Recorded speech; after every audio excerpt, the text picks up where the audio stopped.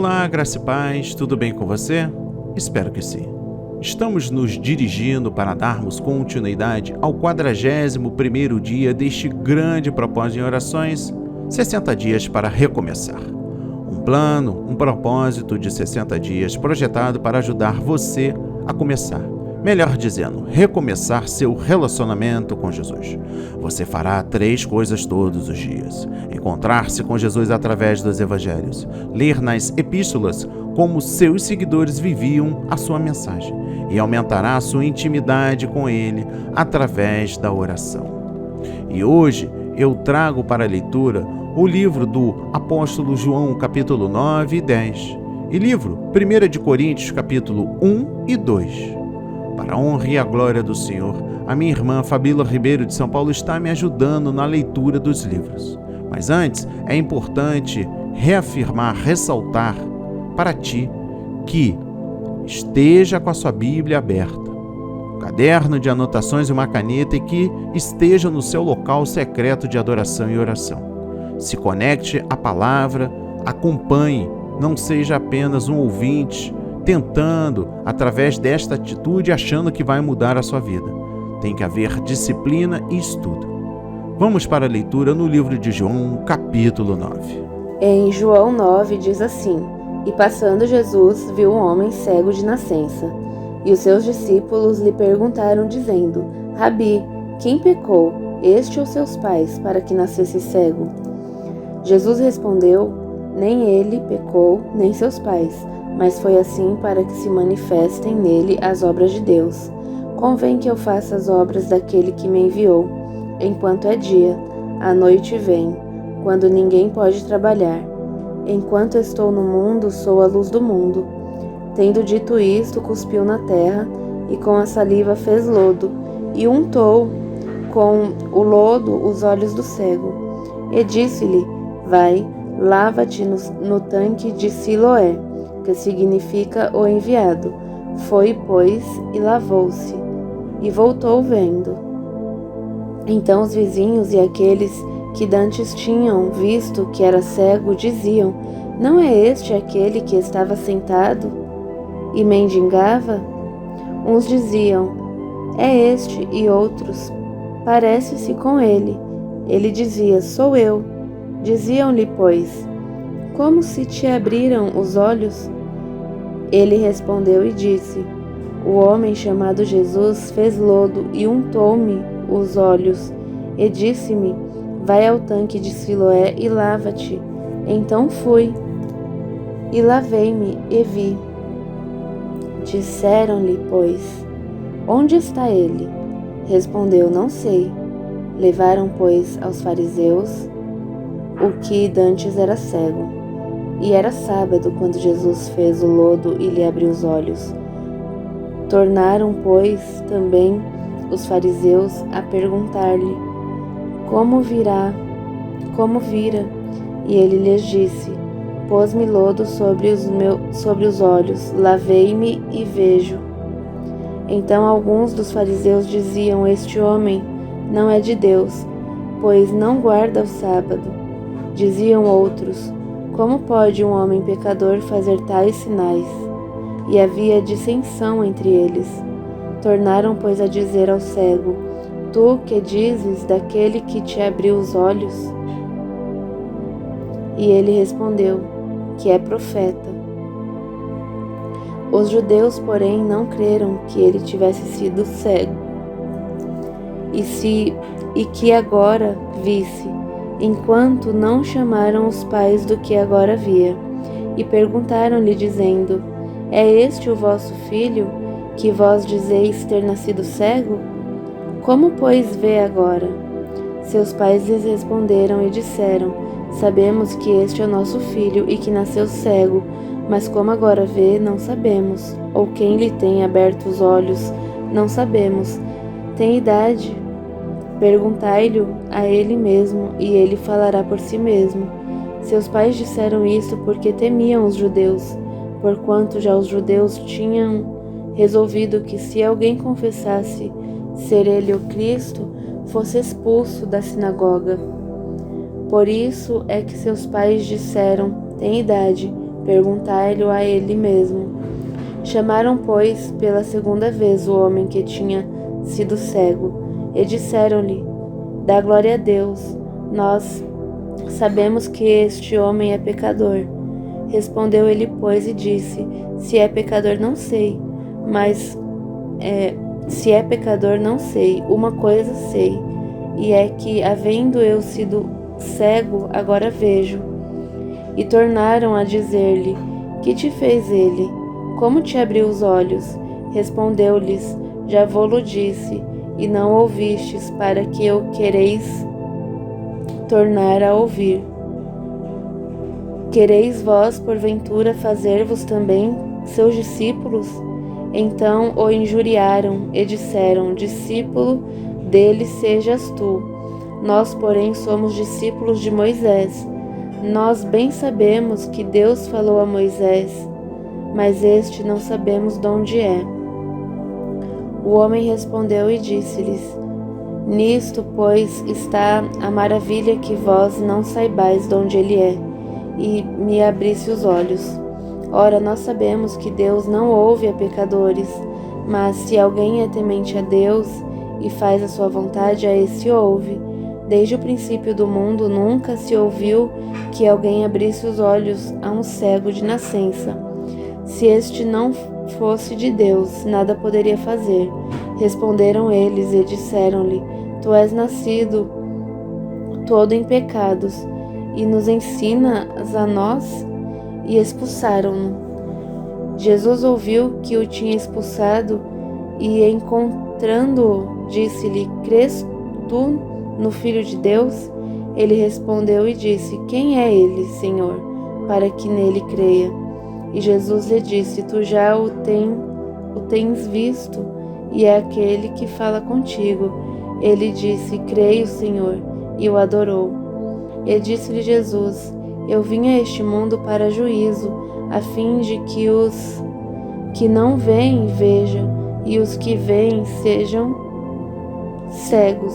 Aqueles dos fariseus que estavam com ele, ouvindo isto, disseram-lhe: Também nós somos cegos?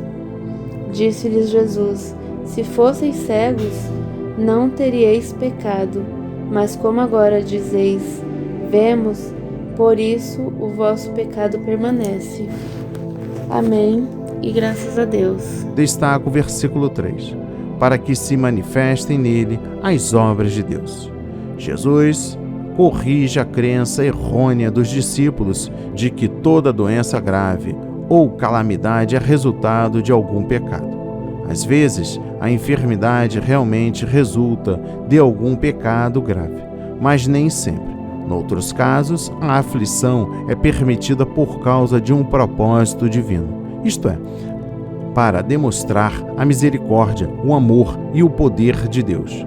Frequentemente, neste mundo, os bons sofrem e os maus não. No versículo 4, destaco: a noite vem. O termo dia refere-se à vida, ao passo que noite refere-se à morte. Passamos uma só vez por este mundo. Se não fizermos aqui o que devemos e podemos fazer para Deus e para o próximo, não teremos outra oportunidade. No versículo 34 e último, expulsaram-no. Uma das melhores coisas que aconteceu ao cego de nascença foi a exclusão de sua religião interior. Se lhe fosse permitido permanecer na sinagoga, teria corrido o perigo de voltar aos caminhos tradicionais do judaísmo e, aos poucos, alienar-se de Cristo e do Evangelho. Hoje, a mesma coisa pode acontecer aos que são salvos em Cristo, mas que permanecem à igreja mornas ou à organização religiosa sem fundamento bíblico. Se permanecerem numa tal igreja ou sistema, poderão perder o interesse pelo verdadeiro cristianismo bíblico e voltar aos maus caminhos da sua vida anterior. O melhor é largarmos o que não é de Deus para que Cristo se aproxime de nós plenamente. Vamos para a leitura no livro de João, capítulo 10. Vamos para a leitura no livro de João, capítulo 10. Em João 10 diz assim: Na verdade vos digo que aquele que não entra pela porta no curral das ovelhas, mas sobe por outra parte, é ladrão e salteador. Aquele, porém, que entra pela porta é o pastor das ovelhas. A este o porteiro abre, e as ovelhas ouvem a sua voz, e chama pelo nome as suas ovelhas, e as traz para fora. E quando tira para fora suas ovelhas, vai adiante delas, e as ovelhas o seguem, porque conhecem a sua voz. Mas de modo nenhum seguirão o estranho, antes fugirão dele, porque não conhecem a voz dos estranhos. Jesus disse-lhes esta parábola, mas eles não entenderam o que era que lhes dizia. Tornou, pois, Jesus a dizer-lhes: Em verdade vos digo que eu sou a porta das ovelhas. Todos quantos vieram antes de mim são ladrões e salteadores, mas as ovelhas não os ouviram. Eu sou a porta. Se alguém entrar por mim, salvar-se-á, e entrará e sairá e achará pastagem. O ladrão não vem senão a roubar, a matar e a destruir. Eu vim para que tenham vida e a tenham com abundância. Eu sou o bom pastor. O bom pastor dá a sua vida pelas ovelhas, mas o mercenário e o que não é pastor de quem não são as ovelhas, vê vir o lobo e deixa as ovelhas e foge, e o lobo as arrebata e dispersa. Ora, o mercenário foge, porque é mercenário e não tem cuidado das ovelhas. Eu sou o bom pastor e conheço as minhas ovelhas, e das minhas sou conhecido. Assim como o Pai me conhece a mim, também eu conheço o Pai e dou a minha vida pelas ovelhas. Ainda tenho outras ovelhas que não são deste aprisco. Também me convém agregar estas, e elas ouvirão a minha voz, e haverá um rebanho e um pastor. Por isso o Pai me ama, porque dou a minha vida para tornar a tomá-la. Ninguém me tira de mim, mas eu de mim mesmo a dou. Tenho poder para dar e poder para tornar a tomá-la. Este mandamento recebi de meu Pai. Tornou, pois, a haver divisão entre os judeus por causa dessas palavras, e muitos deles diziam: tem demônio e está fora de si. Por que o ouves? Diziam outros: essas palavras não são de endemoniado. Pode porventura um demônio abrir os olhos aos cegos? E em Jerusalém havia a festa da dedicação, e era inverno, e Jesus andava passeando no templo, no alpendre de Salomão. Rodearam-no, pois, os judeus, e disseram-lhe: até quando terás a nossa alma suspensa? Se tu és o Cristo, dizendo-lo abertamente. Respondeu-lhes Jesus: já vô-lo tenho dito, e não o credes. As obras que eu faço em nome de meu Pai, essas testificam de mim. Mas vós não credes, porque não sois das minhas ovelhas, como já vô-lo tenho dito. As minhas ovelhas ouvem a minha voz, e eu conheço-as, e elas me seguem. E dou-lhes a vida eterna, e nunca hão de perecer, e ninguém as arrebatará da minha mão. Meu Pai, que mais deu, é maior do que todos, e ninguém pode arrebatá-las da mão de meu Pai. Eu e o Pai somos um. Os judeus pegaram então outra vez em pedras para o apedrejar. Respondeu-lhes Jesus: tenho-vos mostrado muitas obras boas procedentes de meu Pai. Por qual destas obras me apedrejais? Os judeus responderam, dizendo-lhe: não te apedrejamos por alguma obra boa, mas pela blasfêmia, porque sendo tu homem te fazes Deus a ti mesmo. Respondeu-lhe Jesus: Não está escrito na vossa lei. Eu disse: sois deuses?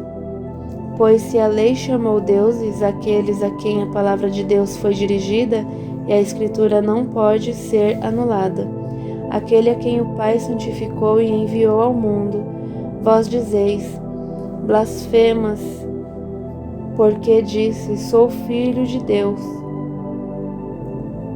Se não faço as obras de meu Pai, não me acrediteis, mas se as faço e não credes em mim, crede nas obras, para que conheçais e acrediteis que o Pai está em mim e eu nele.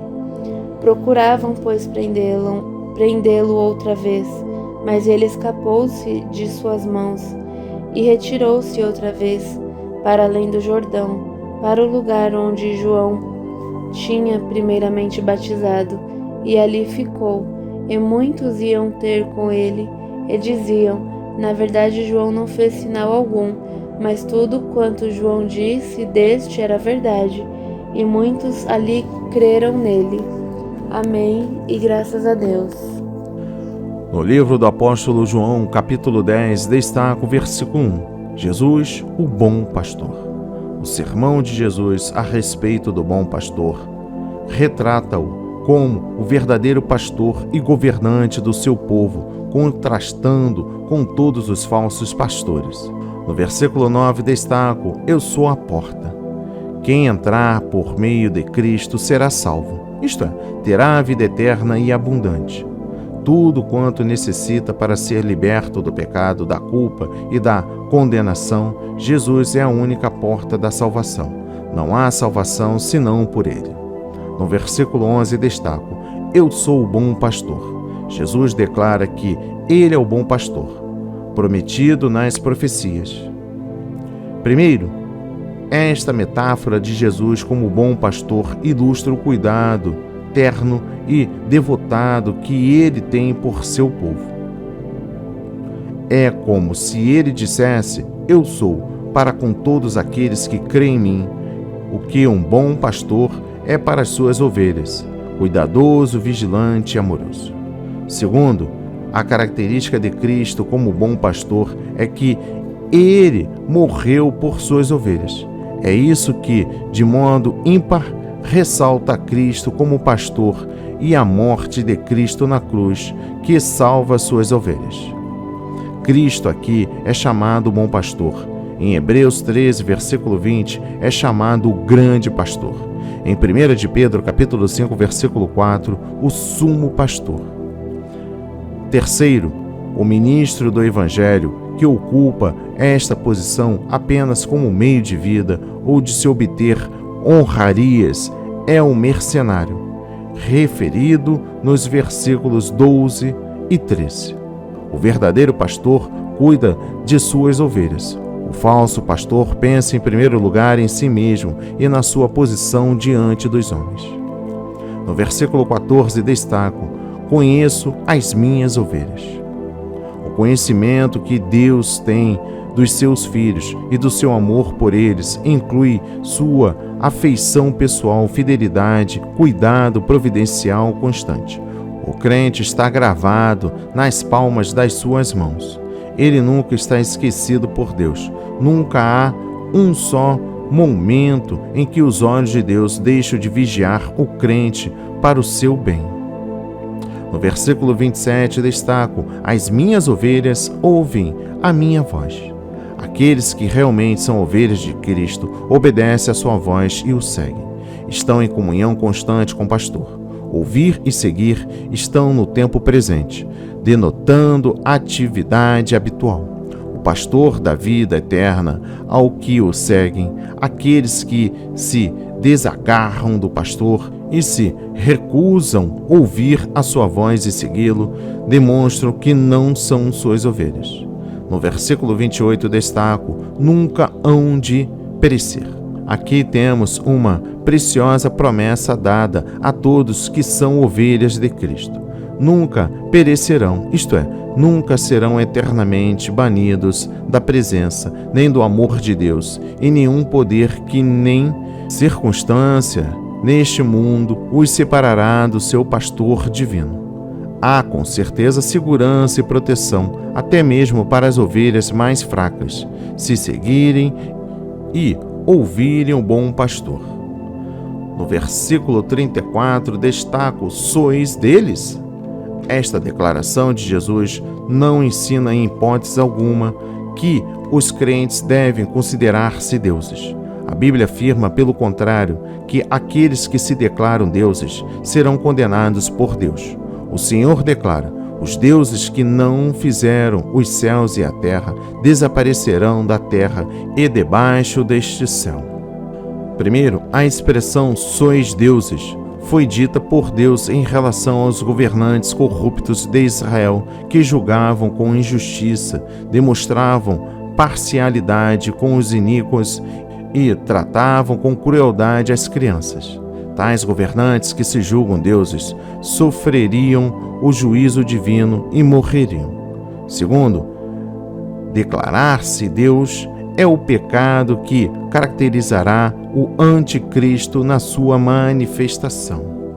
Vamos para a leitura no livro 1 de Coríntios, capítulo 1. Vamos para a leitura no livro 1 de Coríntios, capítulo 1. Em 1 Coríntios 1, diz assim: Paulo, chamado apóstolo de Jesus Cristo pela vontade de Deus, e o irmão Sóstenes, a igreja de Deus que está em Corinto, aos santificados em Cristo Jesus, chamados santos, com todos os que em todo lugar invocam o nome de nosso Senhor Jesus Cristo, Senhor deles e nosso, graça e paz da parte de Deus, nosso Pai, e do Senhor Jesus Cristo.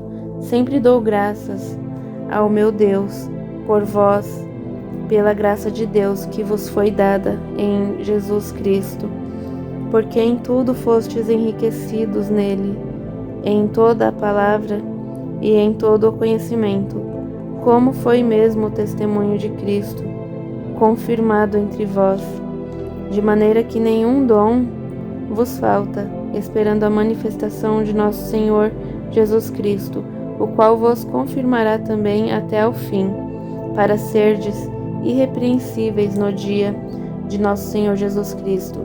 Fiel é Deus, pelo qual fostes chamados para a comunhão de seu Filho Jesus Cristo, nosso Senhor. Rogo-vos, porém, irmãos, pelo nome de nosso Senhor Jesus Cristo, que digais todos uma mesma coisa, e que não haja entre vós dissensões, antes sejais unidos em um mesmo sentido e em um mesmo parecer. Porque a respeito de vós, irmãos meus, me foi comunicado pelos da família de Cloe que há contendas entre vós. Quero dizer com isto que cada um de vós diz: eu sou de Paulo, e eu sou de Apolo, e eu de Cefas, e eu de Cristo. Está Cristo dividido? Foi Paulo crucificado por vós? Ou fostes vós batizados em nome de Paulo? Dou graças a Deus, porque a nenhum de vós batizei, senão a Cristo e a Gaio, para que ninguém diga que fostes batizado em meu nome. E batizei também a família de Estéfanas. Além destes, não sei se batizei algum outro, porque Cristo enviou-me não para batizar, mas para evangelizar, não em sabedoria de palavras, para que a cruz de Cristo se não faça vã. Porque a palavra da cruz é loucura para os que perecem, mas para nós que somos salvos é o poder de Deus. Porque está escrito: destruirei a sabedoria dos sábios e aniquilarei a inteligência dos inteligentes. Onde está o sábio? Onde está o escriba? Onde está o inquiridor deste século? Porventura não tornou Deus louca a sabedoria deste mundo? Visto como na sabedoria de Deus o mundo não conheceu a Deus pela sua sabedoria. Aprove a Deus salvar os crentes pela loucura da pregação, porque os judeus pedem sinal e os gregos buscam sabedoria. Mas nós pregamos a Cristo crucificado, que é escândalo para os judeus e loucura para os gregos, mas para os que são chamados, tanto judeus como gregos, lhes pregamos a Cristo, poder de Deus e sabedoria de Deus, porque a loucura de Deus é mais sábia do que os homens, e a fraqueza de Deus é mais forte do que os homens. Porque vede, irmãos, a vossa vocação, que não são muitos os sábios, segundo a carne, nem muitos os poderosos, nem muitos os nobres que são chamados, mas Deus escolheu as coisas loucas deste mundo para confundir as sábias, e Deus escolheu as coisas fracas deste mundo para confundir as fortes, e Deus escolheu as coisas vis deste mundo, e as desprezíveis e as que não são, para aniquilar as que são, para que nenhuma carne se glorie perante ele, mas vós sois dele, em Jesus Cristo, o qual para nós foi feito por Deus, sabedoria e justiça e santificação e redenção, para que, como está escrito, aquele que se gloria, glorie-se no Senhor. Amém e graças a Deus. No capítulo 1, versículo 7, destaco: nenhum dom vos falta. Paulo elogia os coríntios porque Deus, na sua graça, lhes outorgou dons espirituais específicos. Esses dons são valiosos e indispensáveis para corroborar o ministério do Espírito Santo na igreja. Sem eles, os crentes deixam de fortalecer e de ajudar uns aos outros como Deus deseja. Em lugar nenhum desta epístola, Paulo descarta esses dons. Pelo contrário, ele procura mudar a atitude dos coríntios decorrente aos dons espirituais, de modo que eles os usem segundo o propósito de Deus. Ainda no versículo 7 destaco: esperando a manifestação de nosso Senhor. Os cristãos primitivos viviam na expectativa da volta de Cristo para os seus dias. Tinham uma fé firme no fato da vinda do Senhor, vivendo cada dia na expectativa daquela grande esperança. Note que a esperança do cristão é a volta pessoal do Senhor Jesus Cristo e não o conjunto geral dos eventos que assinala os últimos dias. Eu sou de Paulo, de Apolo, de Cefas. Preste atenção na mensagem no versículo 12. Começaram a surgir facções entre os dirigentes da igreja de Corinto. Alguns membros da igreja passaram a considerar mais a certos ministros do evangelho do que o próprio evangelho. Paulo condena essa atitude e os faz lembrar que nem ele, nem qualquer outro homem foi crucificado por amor a eles. Esse mesmo erro ainda existe hoje. Alguns crentes se apegam mais a um certo pastor ou evangelista do que a Cristo e a sua palavra. Essa atitude pode torná-los infiéis ao princípio cristãos e até mesmo levá-los a dividir a igreja. Sempre devemos tomar o cuidado de concentrar nosso amor, devoção e lealdade em Deus e na sua palavra, não em qualquer pastor ou outra pessoa. E eu de Cristo. Ainda dentro do versículo 12.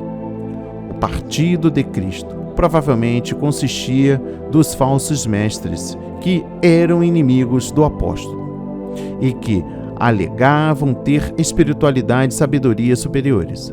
Acreditavam que seus conhecimentos, ciência, os isentavam das restrições da lei e das exigências da moralidade. Estavam procurando induzir a igreja para o seu evangelho distorcido. É contra eles e contra os seus discípulos em Corinto que Paulo sustenta um conflito. Cristo enviou-me não para batizar. Preste atenção na mensagem no versículo 17. Paulo não está depreciando o ensino de Cristo a respeito do batismo. Pelo contrário, deixa claro que delegou aos seus auxiliares o trabalho de batizar, assim como fizeram Cristo e Pedro.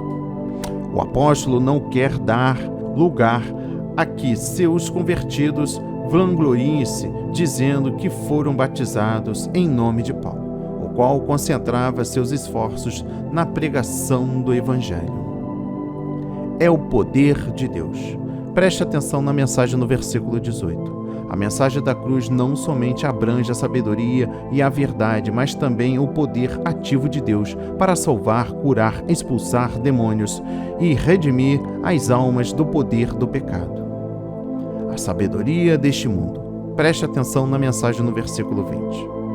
A sabedoria deste mundo é uma sabedoria que exclui a Deus, que glorifica a autossuficiência humana, que faz do homem a autoridade suprema e que se recusa a reconhecer a revelação de Deus em Jesus Cristo.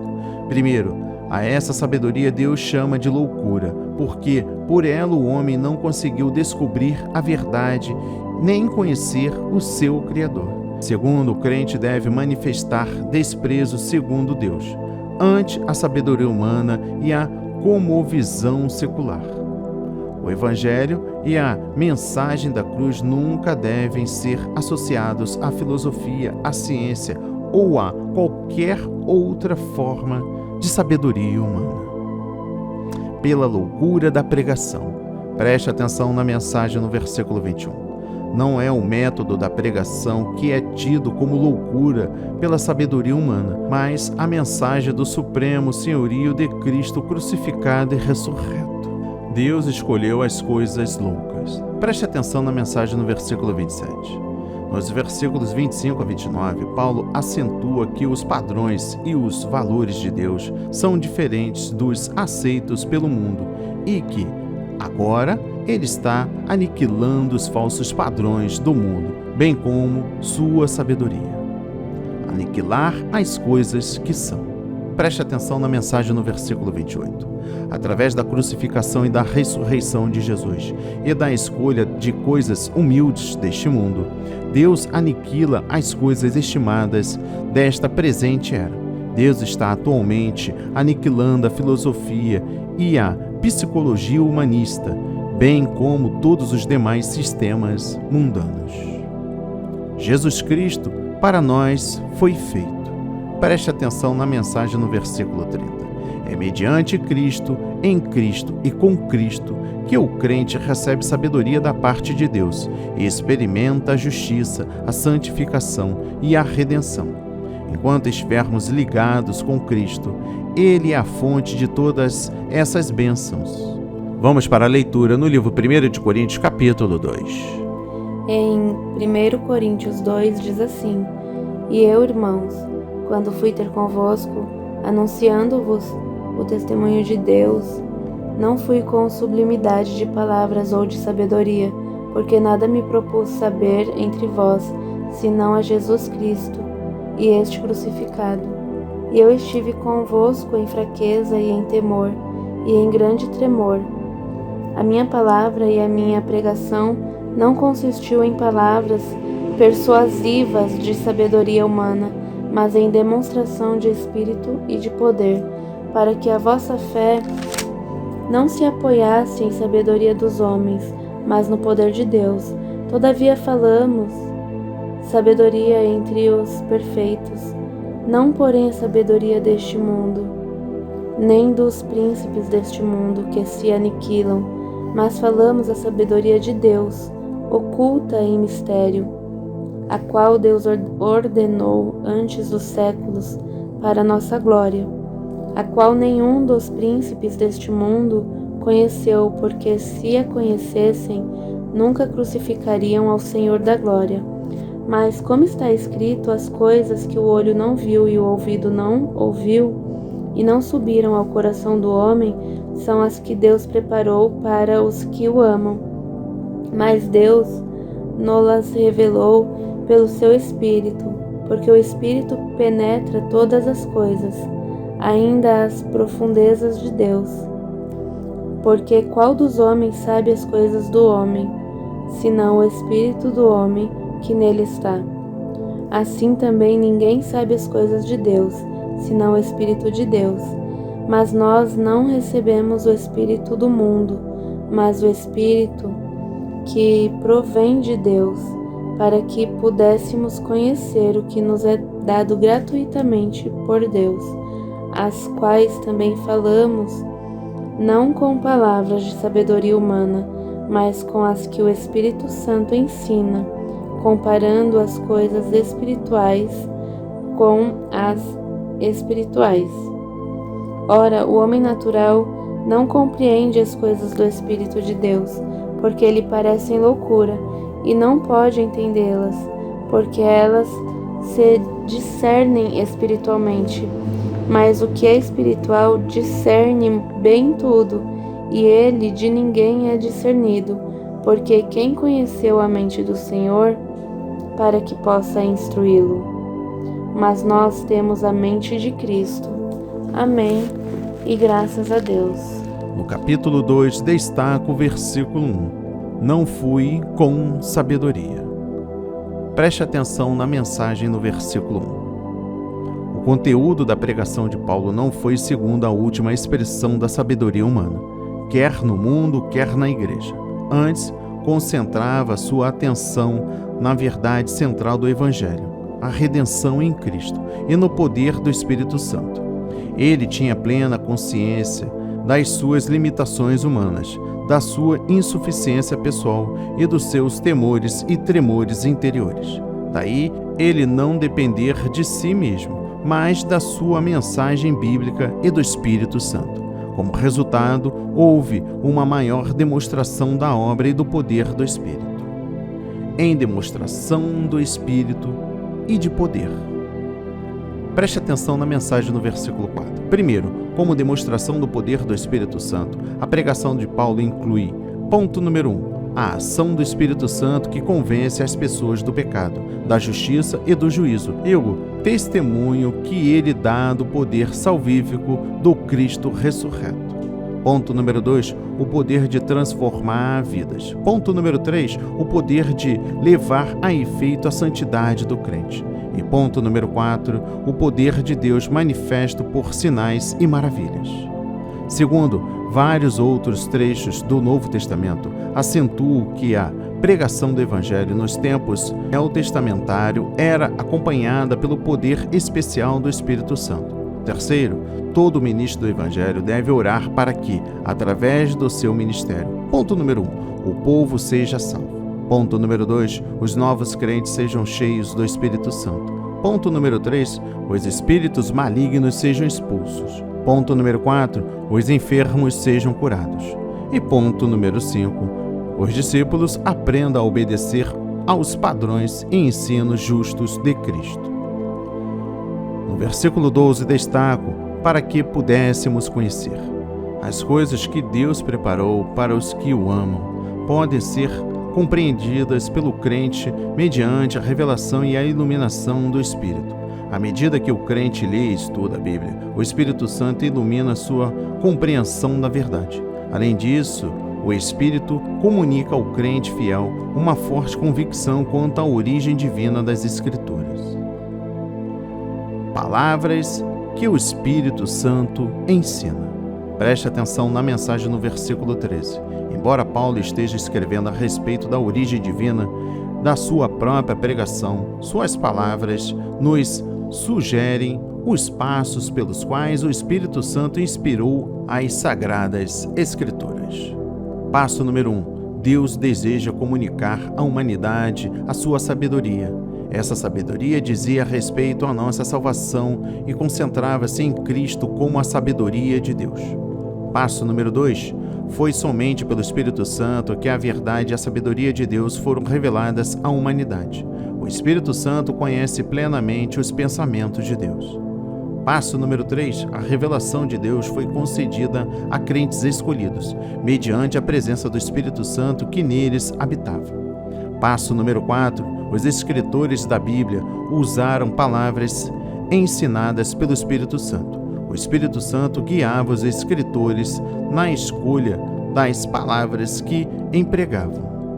Ao mesmo tempo, a orientação do Espírito na comunicação da verdade divina não era mecânica. Pelo contrário, o Espírito usava o vocabulário e o estilo pessoal de cada escritor. Passo número 5. As Escrituras divinamente inspiradas são compreendidas pelos crentes e espirituais, à medida que eles examinam o seu conteúdo pela iluminação do Espírito Santo. Daí, tanto os pensamentos quanto a linguagem das Escrituras foram inspirados pelo Espírito de Deus. Nenhum escritor sequer escreveu uma única palavra ou frase errada. A palavra de Deus foi protegida de todo o erro por meio do Espírito Santo. Nós temos a mente de Cristo. Preste atenção na mensagem no versículo 16. Ter a mente de Cristo significa conhecer sua vontade e seu plano e propósito redentor. Significa avaliar e considerar as coisas da mesma maneira que Deus as vê. Atribuir-lhe a importância que Deus lhes atribuiu. Amar o que Ele ama e detestar o que Ele detesta. Significa entender o que é a santidade de Deus e a malignidade do pecado. Logo, receber o Espírito e segui-lo faz com que os valores e a cosmovisão do crente se tornem radicalmente diferentes do modus vivendi e da sabedoria deste mundo. Que a palavra de hoje seja semeada em corações quebrantados para a honra e a glória do Senhor. Curve a sua cabeça e repete comigo a oração. Pai amado, bendito, Pai celestial, Pai de todas as nações, Pai amoroso, misericordioso. E não deixes que sejamos tentados, mas livra-nos do mal. Senhor, aparta de mim e de todos nós todo relacionamento que possa me atrapalhar de ficar mais perto de Ti. Caminharei em verdade e sinceridade, meu Pai. Senhor Jesus, neste exato momento coloco a armadura de Deus que nos concedeu. Sim, que está lá no livro de Efésios. Vamos colocar o cinto da verdade, a couraça da justiça, pés calçados com o evangelho da paz, a espada do Espírito, o capacete da salvação, e estamos orando no Espírito em todas as ocasiões, com todo tipo de oração e pedido, meu Pai. Senhor, peço-te proteção mencionada no Salmo 91. Sei que o Senhor me salva das armadilhas e das pragas. Encontrarei refúgio debaixo de suas asas. Ó Senhor Jesus, não importa o mal que aconteça ao meu redor. Não serei atingido, meu Pai, porque os seus anjos darão a ordem a meu respeito, para me guardar em todos os meus caminhos. Porque tu me amas e por eu confessar o teu nome, tu me resgatarás. Eu te chamo e tu respondes, meu Pai. Me livra e me honra, me darás vida longa e me mostrarás a tua salvação, meu Pai. Em nome de Jesus, louvamos e agradecemos o seu santo, rico nome sobre todos os seres viventes dessa terra. Amém. E graças a Deus, graças a Deus, graças a Deus.